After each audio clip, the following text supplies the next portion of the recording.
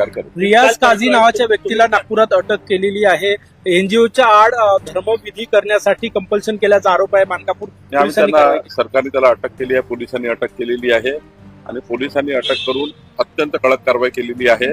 आणि अशा प्रकारचं जे नागपूरमध्ये एक भयंकर प्रकरण याचा जो प्रभाव पुढचा होता तो फार मोठा होता, पण ते थांबवण्याचं काम पोलिसांनी केलं आहे. परतवाड्याला तुम्ही जाऊन आलेले आहे, संपूर्ण प्रकरणाची माहिती घेतली आहे. नवनीत राणांनी जे दावे केले त्यात काही तथ्य आढळलं. मी वारंवारच सांगितलं आहे की कुठलाही पक्षाचा नेता, काँग्रेस असो, भाजप असो, नवनीत राणाची असो, अनिल बोंडेची असो, प्यारे खानची असो, विजय वडेट्टीवारची असो, या सर्वांनी अशा संवेदनशील प्रकरणामध्ये कुठल्याही पद्धतीने संपूर्ण पोलिसांचा प्रेस आल्याशिवाय, पोलिसांची पूर्ण माहिती बाहेर आल्याशिवाय, पोलीस पूर्ण माहिती देत नाही तोपर्यंत अशा प्रकरणामध्ये थोडा आरोप प्रत्यारोप, शंका कुशंका व्यक्त करून या ठिकाणी दोन धर्मामध्ये तेढ लावून अमरावतीचं ते अत्यंत आनंदाचं वातावरण त्या ठिकाणी खराब होणे याची काळजी आम्ही सर्वांनी घ्यायची आहे.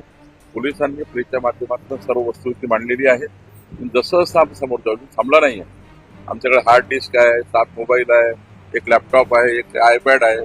हे सर्व आम्ही फॉरेन्सिकच्या माध्यमातून जेव्हा येईल त्याचा रिपोर्ट अधिक माहिती समोर येईल. त्यामुळं पोलिसांकडनंच त्या ठिकाणी अधिकृत माहिती घेणं हेच महत्वाचं आहे. एक प्रश्न असा आहे, मातंग समाजामध्ये अन्याय होण्याची पुन्हा मातंग समाजाच्या ठिकाणी उपवर्गीकरण जाती असल्याची सुरू आहे. त्याच्यात मातंग समाजाला मोठा फटका बसण्याची शक्यता त्यांच्या ठीक आहे, त्यांनी काही जर व्यक्त केली सरकार त्याची दखल घेईल आणि त्यांच्याही चर्चा करू.